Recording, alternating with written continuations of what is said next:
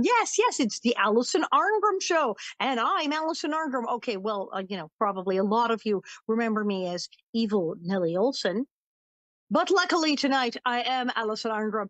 And here on the Alison Arngrim Show, we talk about things that make you feel good. The TV shows and the movies that made us feel good, and the people who made them, and people who are doing things now to make the world a better and more interesting place. And I have someone who can do all of those things at once. Yes, it's like amazing. Okay, we've had her on before. In fact, I rerun her show because I don't know if she knows that this is one of my highest, it may be the highest rated show of the Alison Arngrim Show episodes. It is absolutely in the top 3. I'll have to look and see if anybody actually got more views than this woman when she's on my show. Sometimes I just rerun her episode so that people will tune in because her episode, which was just like off the freaking charts.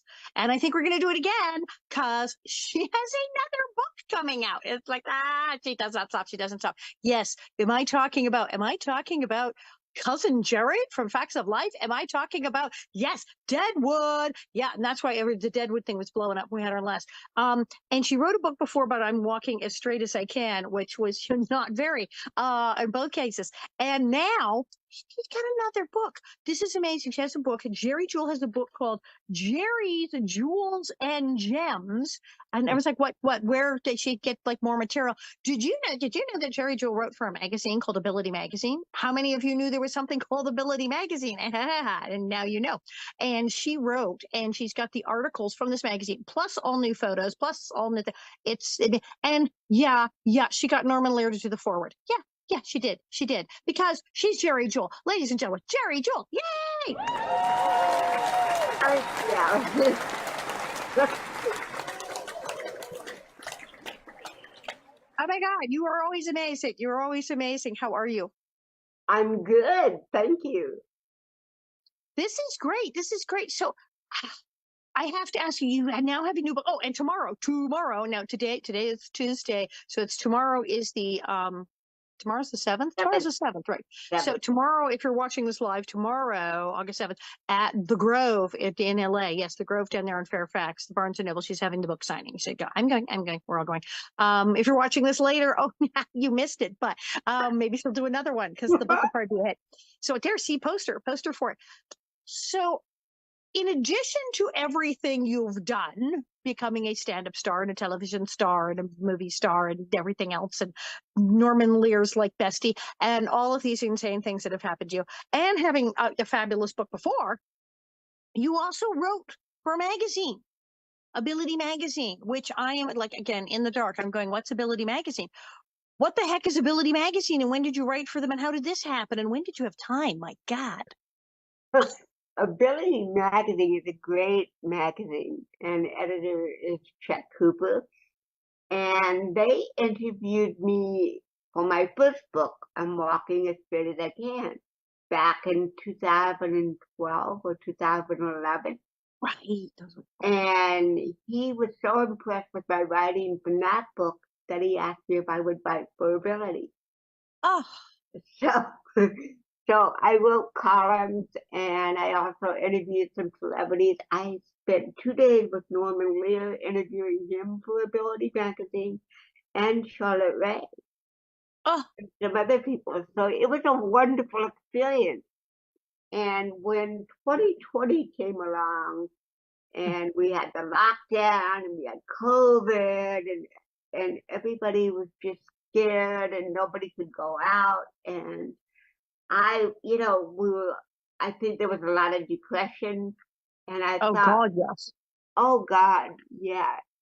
And I have a lot of physical issues, health issues that I've dealt with, every single year I deal with. I made a store run. I came to your door and brought you in the middle of 2020 when everyone's locked down.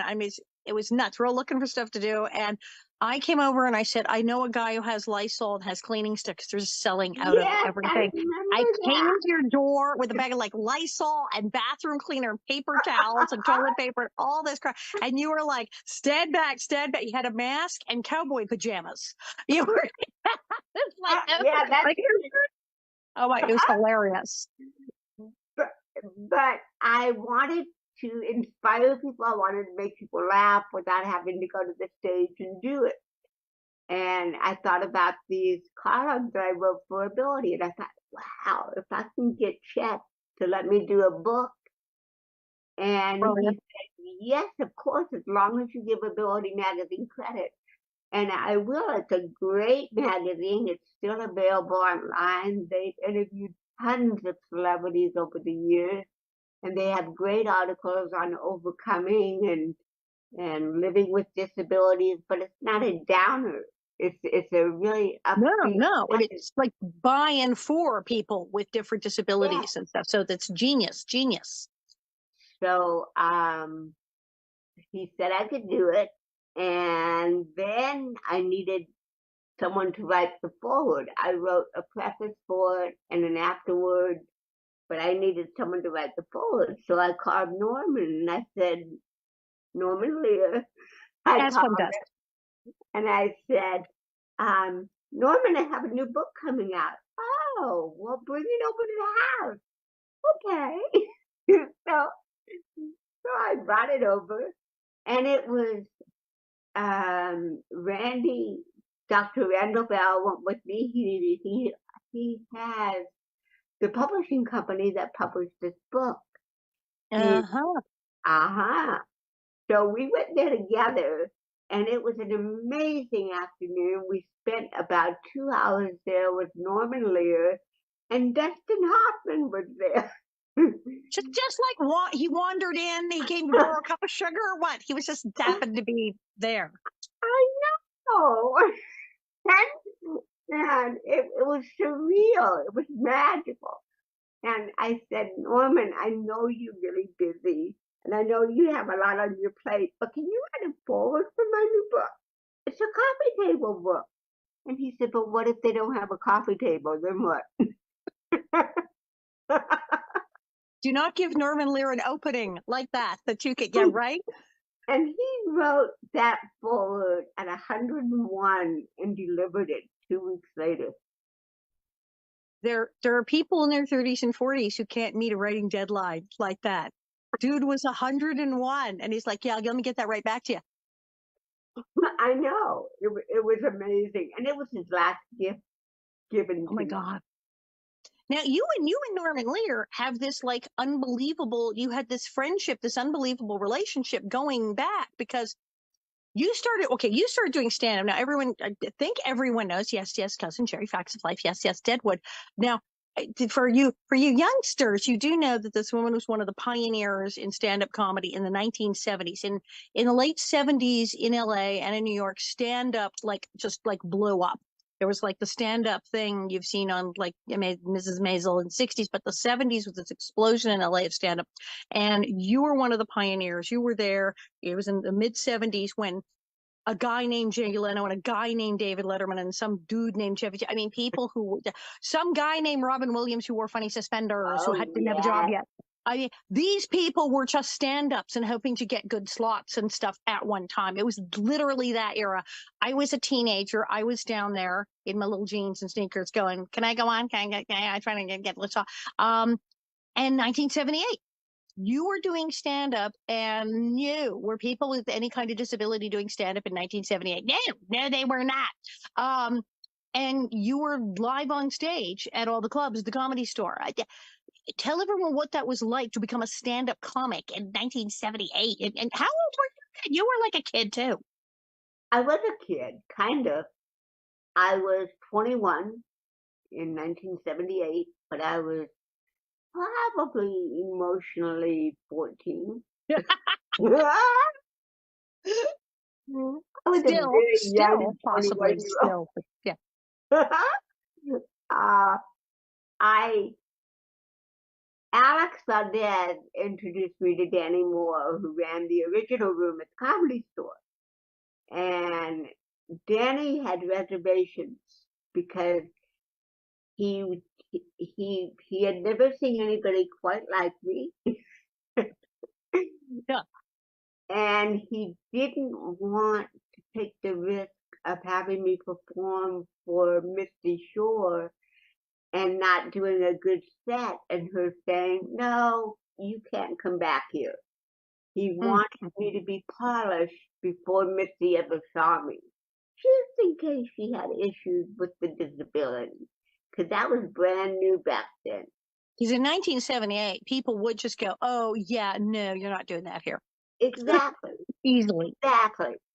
And so he said, what we'll do, instead of you standing in line on amateur night, you come to the back door on amateur night about 11:30 or midnight, knock on the door, tell them to tell, oh God, why did I just have a brain fart? Was it Dan or Danny, what? It wasn't Danny It wasn't Moore. Angus guy. Okay, yeah, not Argus, Okay, not Argus. Thank God. that, Okay.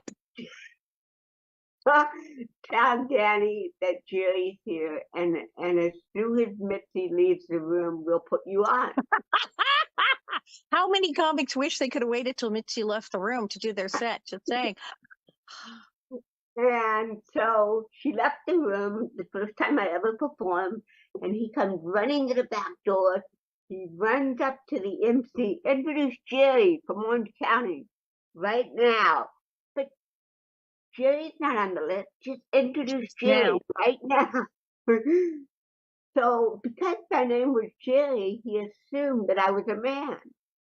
So he said, let's give a big hand for Jerry. He drove all the way. Geri Jewell drove all the way from Orange County. Give him a big hand. And I was so nervous, I didn't even correct color. Oh. Okay. So now, did Mitzi ever come back in the room, or did you crashed the Comedy Store? You just like hijacked the freaking stage. I did. And when I got up on stage, the audience, you could hear a pin drop. And I'm deaf and I could hear a pin drop. It was so quiet. and they were going, oh my God, it's a man. Oh, oh. What's the matter? What's the matter? What's the matter with him? And if it is a man, he's on some really strong drugs. This dude is stoned. What? That was the beginning of my career. I ended up getting a standing ovation that night. Oh my God. I wish that Mitzi was in the room that night, but she didn't see me until 3 months later. But that is so, I mean, you do that. You're just like, well, I guess I'll go in the back door. Just go in, find a way, do it. But then you became known. Everyone's like, oh yeah, Geri, you were a stand-up comic. You were known. You were always and it was hysterical because part of it was the audacity for someone at that time to come on stage and say, yes, this is me. Yes, I have this condition, and laugh and go, yes, it's hysterical. I fall down. And like, people were like, okay, do we laugh? Do we laugh? Oh my God, I'm terrified. What do I say? Right? I'm turning this off. Or you have a cat or what? Oh, fix your thing. Okay. So yeah, people were totally freaked out, but you became well known. As like I said, people didn't know whether to laugh or what they were supposed to do. And it was the audacity of it to just get up there and do that at that time was shocking to people. It was, and some people didn't quite know how to wrap their brain around me. And I remember when Norman Lear met me for the first time after doing stand up, and he came up to me and he said, you know, you're real funny, kid, but you're way before your time. I said, so wait a couple months. That was still really early. That was, oh my God, you met him. It was in like the second annual Media Access Awards. This was still you were ahead of your time. It was still at a time when nobody was doing this. And and then is that how Facts of Life came about? That then from how long between seeing you perform to when Norman Lear put you on TV did that take? 2 months. I just said a couple of months. He wasn't lying. 2 months. And then what was the reception to that like? Because I mean, I realize, I mean, I'm of the age like, oh, facts of life, but for young people, it's like facts of life. That was a long time ago. It's what was the public reaction, the reception to you as Cousin Jerry on Facts of Life? I want to know, did they think it was real? Because back then, the idea of disabled people playing disabled people didn't exist. People came in and played, but did they think you were putting it on or were you for real? Well, if they thought I was putting it on, I should have had an Emmy for What to hide? it. uh, no, there were a few people who didn't think it was real. Um, every now and then I hear stories of that, you know. Um, one time I performed at the Comedy Store, and this man followed me from the audience to the back hallway, and he was livid with me. He said, "I cannot believe that you're making fun of people with cerebral palsy. I have a daughter with cerebral palsy, and I don't like it. Now cut out the act." And I said, "It's not an act. I have it. No, I really do have cerebral palsy." He thought that it was an act. That would be really like bad if somebody did that. Horrified. You All know, right. there's a funny story. Howie Mandel, the first time that he ever did comedy, he followed me. The very first time he ever did it. Yeah. And you know, remember when he did that baby character and he moved his hands like a baby? The audience thought that he was making fun of me. No. Oh my God. And they were booing him. And he finally got off the stage and he said to me, "Boy, I'll never follow you again." Oh shit.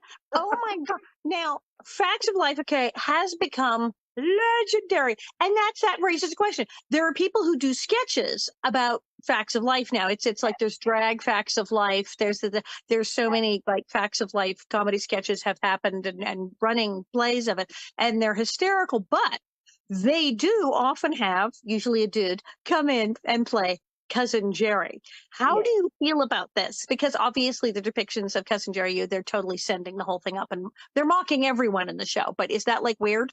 Well, it's fun. It's not malicious. They're, No.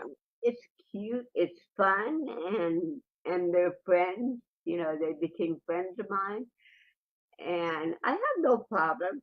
I mean, even when Heather McDonald used to do impressions of me all the time on the Chelsea Handler show, Oh my God. yeah, she was always doing me. And so I found out that she had a book signing at Barnes and Noble, the same place where I'm going to I be like it tomorrow. Okay. tomorrow. And so I showed up and I went up to her with a book and I said, "Could you please sign my book? And you owe me."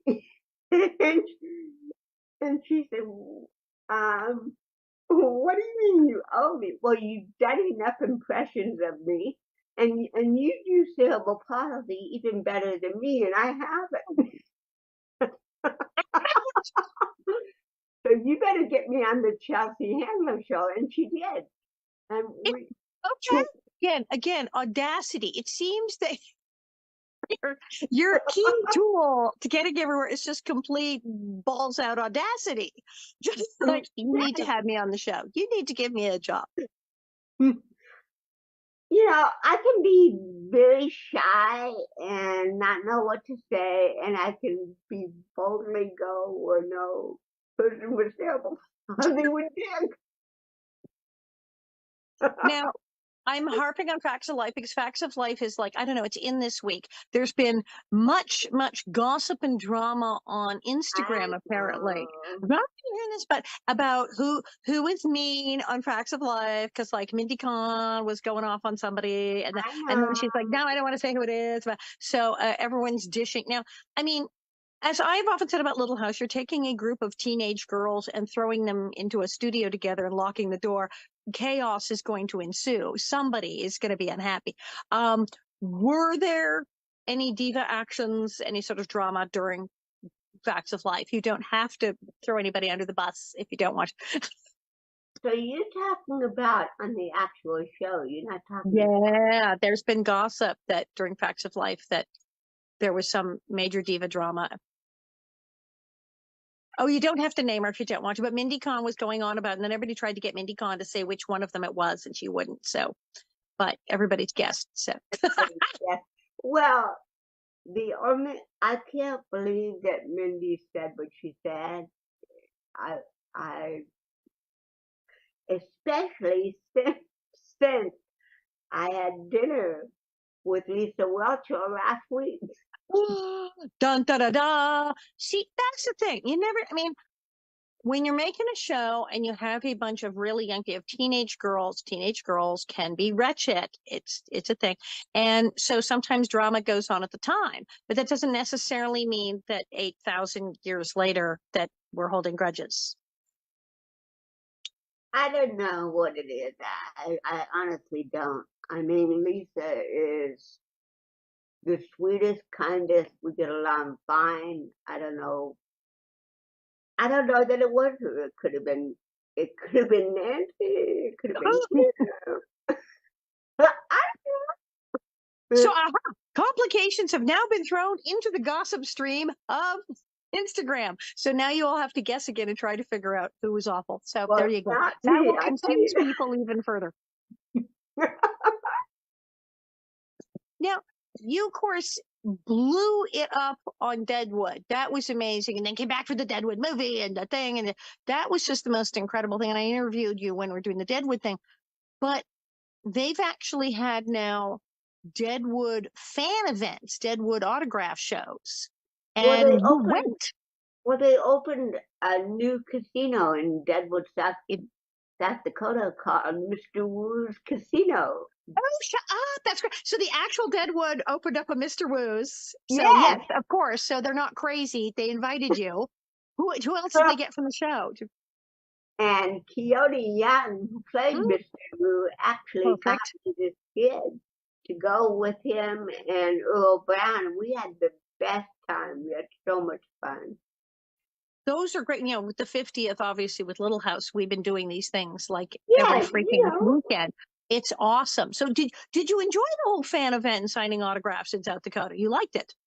I did. There was, it was very hot, and there was one fan who was very drunk, and he came up to my table and he said, "Oh, I love you so much," and then he passed out of my book, and I'm on top of my new book, and I turned to my friend David Zimmerman, and I said, if he vomits on that, he's gonna buy it. Yeah, you puke on it, you buy it, people. Remember this for tomorrow night. I had brunch with David Zimmerman in San Francisco last week. Oh, okay. I was up there doing a show, and David was in town. I was like, oh my God, we're in the same city at the same time. Let's go get Eggs Benedict. Wow. So we hung out, and it was awesome. But yeah, no, I love doing these events, and I would imagine a Deadwood event would attract a very diverse, interesting crowd. I like Deadwood. I mean, I've been there several times. In fact, I did disability sensitivity training there for their schools. And so I have a lot of friends in Deadwood. So I'll be going back. I love Deadwood. I think I was in Deadwood in a past life, and this is my karma. Maybe this is it. Maybe you were that woman or something. I don't, I even wrote the foreword for another writer. Her name is Chris Innes, and she wrote a whole book about the prostitutes of Deadwood. Oh, I saw that. Did you write that? You wrote for the foreword. I saw. Why is that coming up under Geri's name? Oh my God, you wrote the foreword for that. I wrote the foreword for it. And, I paid it forward. I figured I might as well write a forward for someone else because I'm going to be asking Norman Lear for it. This is amazing. So I'm going to come tomorrow. I have not gotten a copy of the book yet. I'm going to come get a copy tomorrow. I'm going to buy a copy and have you sign it. And I won't puke on it. I probably will not puke on it. I won't buy the book. If I need to puke on it, that'll be later. Um, it includes photos as well. It says you got articles that you wrote for Ability plus photos. What kind of stuff is in this book that we're all going to buy tomorrow? Well, I tried to make it a fun book, a very lighthearted book, and I wanted photos that were fun and interesting that some people hadn't seen before. And I think it was sort of cathartic too, because it heals the pain of losing my sister to cancer Mm. in 2017. So there's a lot of pictures of Gloria in there. Mm. It was cathartic, you know. It was 2020. It was lockdown. I was trying to make myself feel good when I was depressed and scared like everybody else, you know. All right, so this is fabulous. And then the articles that you wrote, what are some of the articles included? Are there any of the celebrity interviews you did included, or are they I articles on did, different topics? I'm I didn't all ears. include any of my interviews with the celebrities, but I figured that if this book sells, maybe I can do it in the second edition and add the celebrity interviews. I didn't even think of that. But the columns, you know, I read the columns today, not today, but opposed to when I wrote them years ago for Ability, and they apply even more today than they did then. I mean, Oh, it's amazing. I mean, I read it and I'm going, oh my God, I wrote this in 2017, 2015, and it fits today. Wow. well, I So mean, that brings up the question, would you, I mean, obviously there's been improvements. Would you say that the way society treats disabled people and the now at least there's, Americans with Disability Act, there's curb cuts and sidewalks, there's some, would you say that the accessibility and the stuff put in for people with different disabilities is better than it yeah, used to but be? I didn't really write a lot about disability in this book. I wrote about topics that were had nothing to do with one another. Ooh. There was one column which I wrote called "The Jury Is Out," and it was about my first experience as a jury member. I got Oh, the picked to horror serve of on jury jury duty. duty, No, no, God. Oh, yikes. and they'd never asked me again. God. And when you read this column, you'll crack up because I mean, what did I know? You have to understand. I got automatically excused from all jury duty because I had a disability. You never saw anybody with a disability on jury duty. And then when the ADA passed, they had to see people with disabilities. So I couldn't say, well, sorry, I have cerebral palsy. I'll get a note from my doctor. I mean, I called them and tried that. And I had just moved to Vegas. I had just, this was in Las Vegas, not even LA. And I said, I would love to serve on your jury, but I have cerebral palsy. And she said, well, what does that have to do with your cognitive thinking? Oh my God. And I was So like, the progress we made in accessibility and accommodations, where you said, oh, no, we can't exclude people with cerebral palsy and disabilities from jury duty. They're American citizens. And there you are trying to get out of freaking jury duty.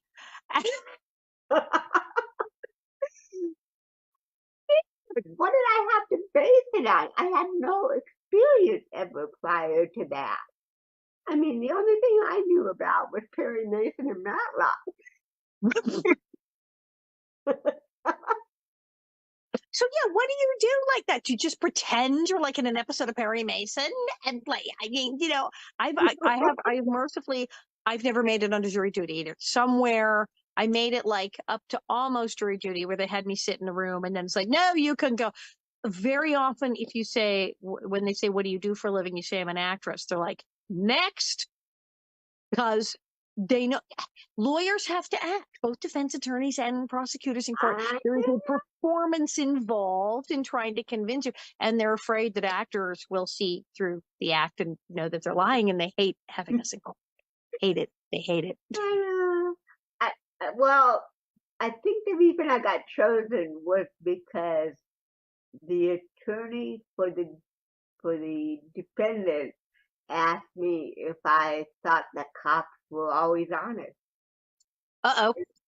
And I said, oh, hell no. Okay.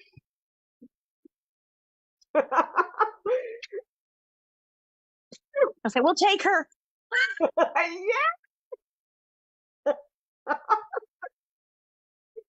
So what topics do you have in there? You have jury duty. What else? I was afraid because I'm hearing impaired. I have 75% hearing loss. And that was my real insecurity, was that I didn't want the responsibility of hearing something wrong and saying, oh, well, I think he's guilty. You know? I didn't want to, not that I have no respect for the system. I do. But me personally, I didn't want me on my own jury.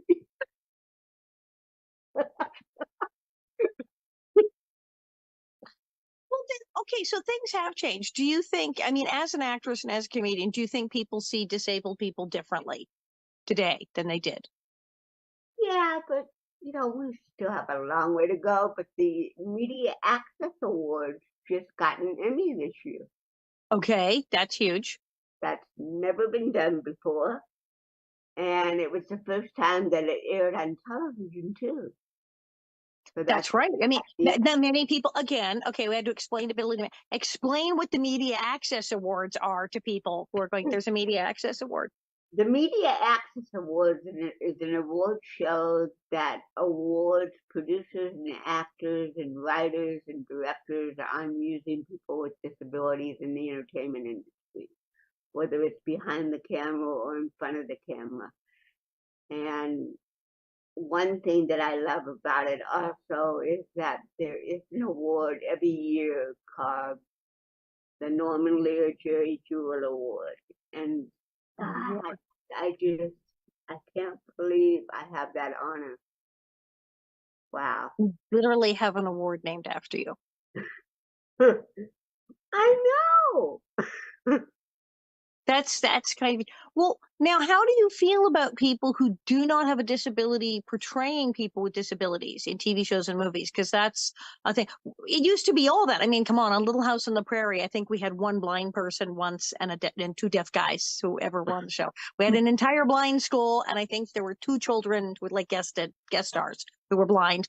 And we did have an episode about deaf people. We did have a deaf guy, but that was like it in 9 years. And generally back in the day, sighted people played blind people, hearing people played deaf people, people pretended to have cerebral palsy and pretended to have everything.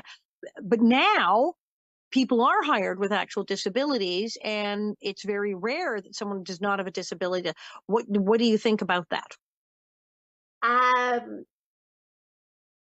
think playing someone with a disability and you don't have it is challenging. I think that I personally wouldn't take that away from someone as long as we even the playing field. I mean, let the auditions be equal.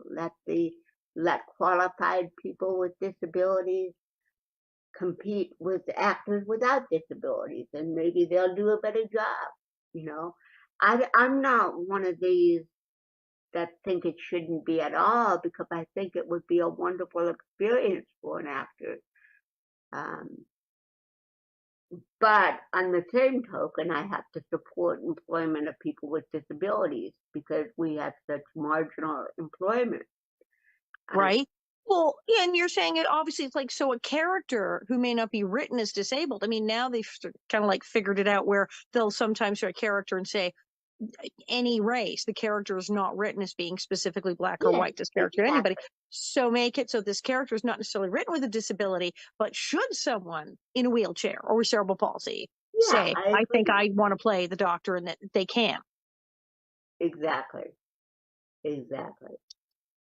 Um, I know if they ever do a movie on my life, they're going to have a very difficult time finding an actress with my kind of cerebral palsy and who's funny too at the same time. That's going to be hard. I mean, I don't know how they're going to do it. I think even if they hired someone without a disability, I challenge them to like even play you for 10 minutes. Um, as I said, the audacity. Where are they going to find someone with What? that? I know. I think what we're going to have to do is, you know, put people with disabilities in supporting roles in the movie, but get a name to play me. Because you're not going to find somebody with my kind of cerebral palsy, with my kind of sense of humor, perfect for the role. It doesn't exist.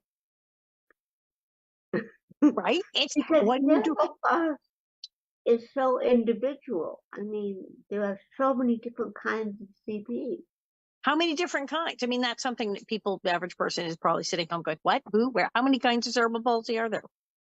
Oh, millions. We're taking over the world.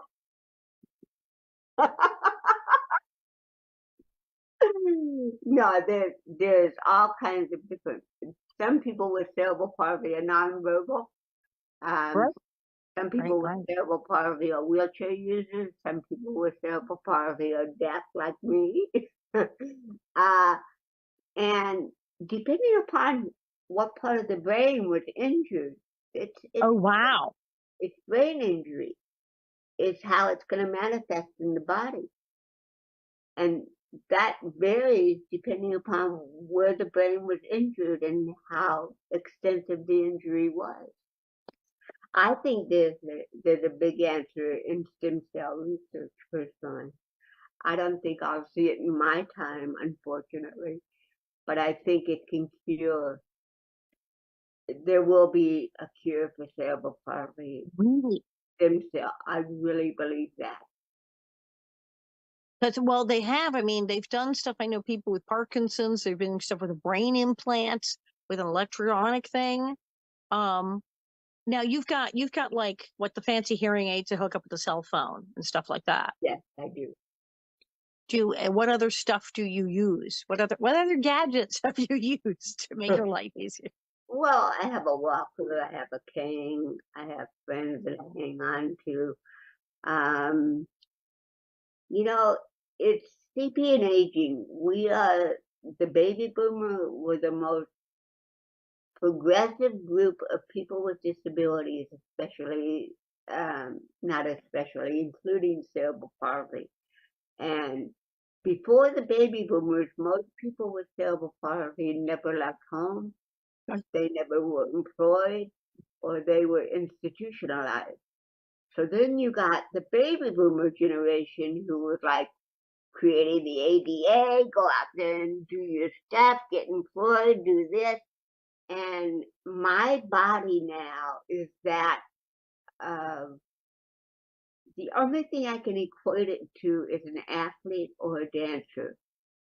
I have overworked my body so much just to function that now when I had neck surgery Mm. in 99, the surgeon told my sister that if I didn't know that your sister was 43 and I just opened her up, I would have thought she was a woman of 75 or 80 Oh dear. because because of her bones and her joints are so old, and they're old because they're overworked. It takes so much work for me to walk across a room, Alison, and for you to walk across a room. It takes me probably 20 or 30 times more brain power than it does you to do the same thing.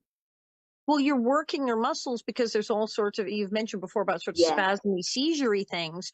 The muscles and the bones and the tendons are doing stuff even when you yeah, don't want to be doing stuff.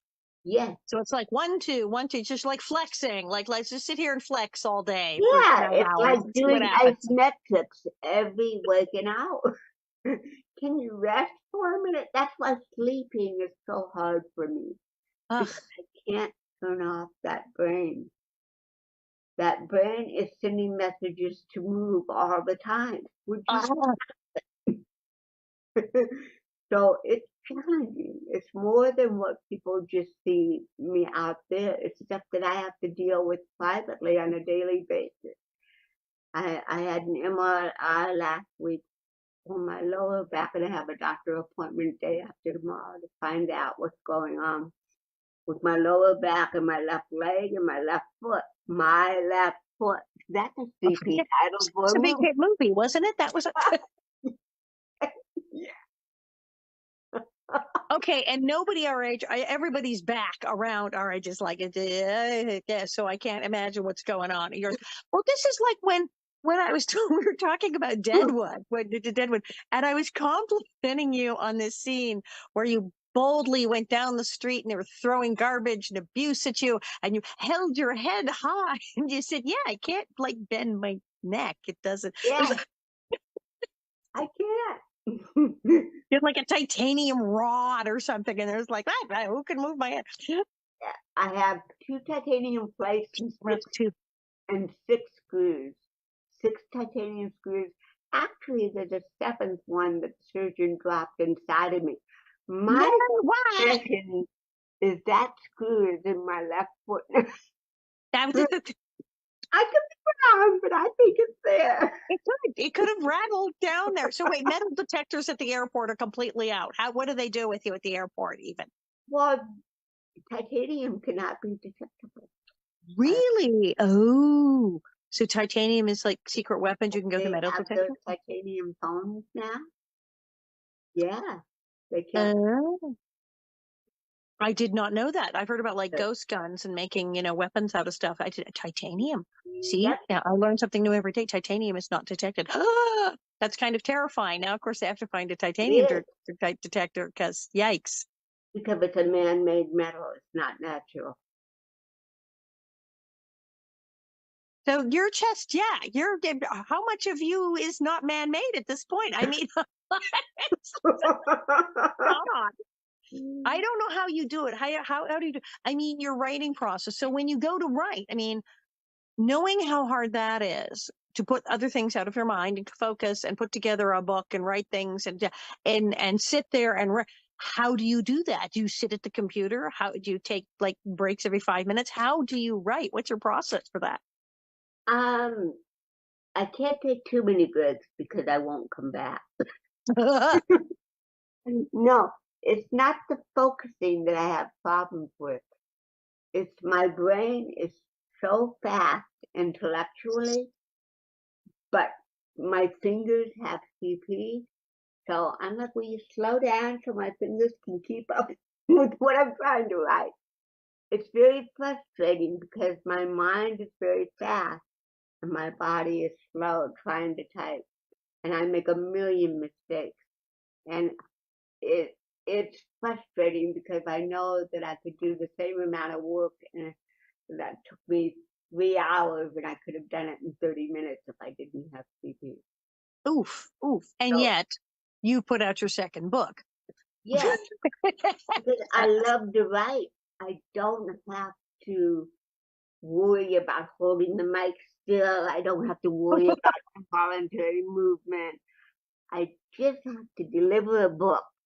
And I love writing. My mother always said, I can't believe you went into stand up. I thought for sure you were going to be a professional writer. Really? Because you've been writing since you were 8 years old. I even wrote for my high school newspaper. Well, So I just never knew how to get into writing in the industry. I probably would have done very well had I known how, but I didn't. But I knew how to do stand up and I knew how to be funny. no, you certainly do. That part you've got it down. So we're all going to come tomorrow and get the book. So you're going to be doing a thing in conversation at the Barnes and Noble, like a whole interview thing and talking.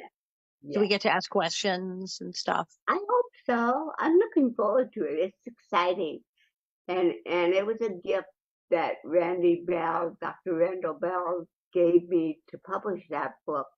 He was a friend of my sister That's Gloria, right. and he took me under his wing and he said, I'm gonna I'm going to look after you and take care of you, I promise. And he's a man of his word. Wow. And I'm asking spoiler alerts. What did Norman Lear say in his foreword, or are you allowed to tell me? It's a beautiful forward. It really is. One of the things that's kind of funny, there's a column in there I wrote about cryptic messages. And I knew that he read the book because he put a cryptic message in the forward. Ah, He was upset because I wasn't invited to his 100th birthday party. And we had talked about it like a week before. And so he couldn't believe that I wasn't invited. And so he wrote in the forward, he said, Geri Jewell is the life of the party, whether she was invited or not. form with your like crashing the stage at the comedy store. You are always the life of the party, whether you're invited or not, because you invite yourself in. Yes, yes. Oh, we love that. Okay, yeah, I'm so looking forward to this. So now, if people want the book right now, they can go on Amazon and pre-order. They can go on Barnes and Noble. Where do they get this sucker? Well, if they want to go to Barnes and Noble, the Noble event, they have to buy it from Barnes and Noble. But you can go to Amazon. You can go to my website. There are many ways of obtaining the book. And now, the obvious question: are you going to do the audio book?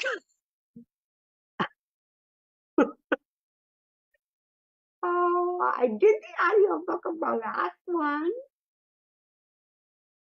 How many hours in the studio would that be? I suppose I could. I didn't think about that, but I should think about that because there are a lot of people in the disabled community who are blind, so they would appreciate Yes. an audiobook. Yes. They do audiobooks. It's the rage, and exactly. And then there's people who have various reading disabilities, and they say, "No, I do all my stuff on audio." Exactly. Exactly. So All I right, so will be making one. I don't know when. I'm going to have to talk to Randy about it. we will drag you into the studio. So I see us making this happen somehow. Actually, I'm walking as good as I can. The audio didn't come out until a year later. Well, I didn't do my audio till years later. Or like my book came out, audio wasn't like the thing that it is now. I mean, now people are recording their audiobook before their book is even published. It's crazy. They're like still Oh, they wow. just send it to the editor. They're not even done yet. The cover's not ready, and they're cranking out the audio before it's printed. Whereas mine came out and then like it did Kindle and it did hardcover, and it did software, and then they're like, "Do you want to do an audiobook?" I'm like, now? Oh, okay. But people really liked it. So people do love the audiobook. I know.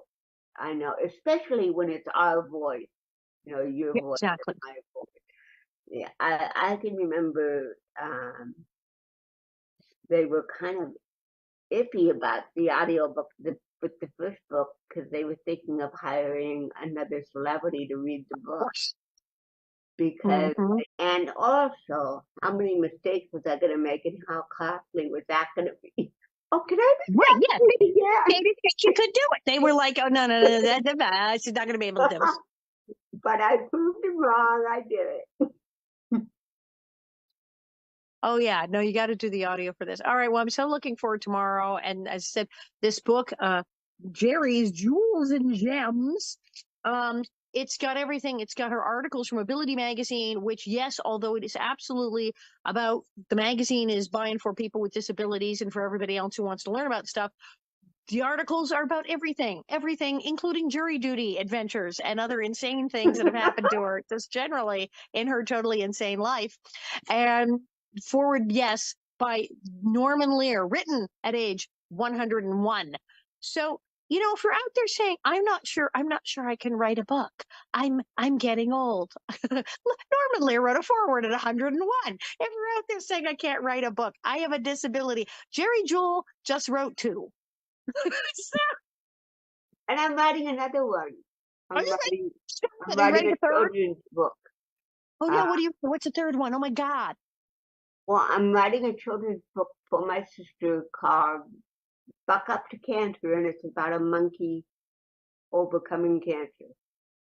Yeah. And Gloria wanted to write that book, and I promised her on her bedside. She was crying because she knew she wasn't going to make it.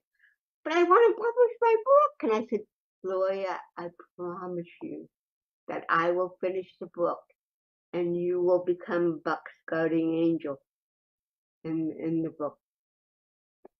So I have to do that because I have to keep my promise to my sister. And hopefully it'll be a book that will, I want the money to go to St. Jude, and I want children with cancer to get a hold of it and read it. So it's going to be a fun book about a monkey. Okay, so I'm ready to book like your interview in advance for the week that comes out. So we'll just do this again. Well, oh my God. It'll be another year before Buck comes out. You're relentless. You are relentless. Hey, I'm keeping myself busy in spite of the age processing of sleepy. I'm still, when this goes, then I'm in trouble. But my body I can work with. My body I can deal with. It's hard sometimes, but actually the creativity of anything, of any project, keeps your mind off of the pain that we're in, the physical pain. So, all right. You're amazing. You put me to shame. I feel lazy. I feel lazy just even talking to you about this. This is incredible. I will come tomorrow. I hope everyone does. Everyone get this book and then get yourself in line to pre-order the third book, which will be next year. Oh my God. You are relentless. Your audacity knows no bounds. I am so proud to know you. Thank you for coming on the Alison both Arngrim Show. ways, Alison. I'm proud to know you too. I love you. I love you. Thank you. And this has been the Alison Arngrim Show. And I'm Alison Arngrim.